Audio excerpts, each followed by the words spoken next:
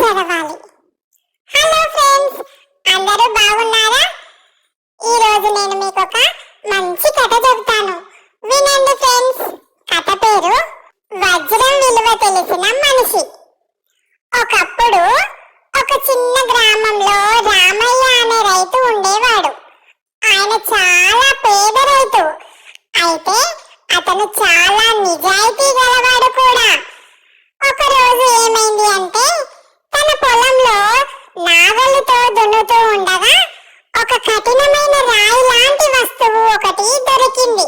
రామయ్య ఆ కఠినమైన రాయి లాంటి వస్తువును నీటిలో శుభ్రంగా కడిగాడు. కడగగానే ప్రకాశిస్తూ మెరవసాగింది. రామయ్య అది ఏమిటో తెలుసుకోవాలని అనుకున్నాడు. పక్క ఊరిలో ఉండే లోహకారుడి దగ్గరికి ఆ రాయిని పట్టుకెళ్ళాడు. లోహకారుడు అజ్ఞానుడు.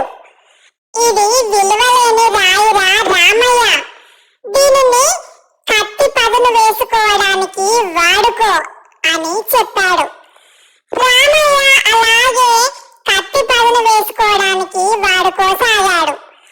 ఇలా చాలా కాలం గడిచిపోయింది.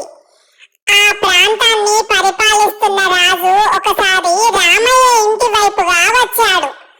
రాగానే ఆ రాయి మెరుపు చూసి ఆశ్చర్యపోయాడు. వెంటనే రామయ్యను పిలిపించి, రామయ్య, ఆ మెరుస్తున్న రాయి ఏమిటై ఉంటుంది అని అడిగాడు. రామయ్య తడుముకోకుండా, అది కత్తి పదును పెట్టుకునే రాయి మహారాజా అని చెప్పాడు. అయితే రాజుకు మాత్రం కత్తి పదును పెట్టుకునే గరికి రాయిలాగా కనబడలేదు. వెంటనే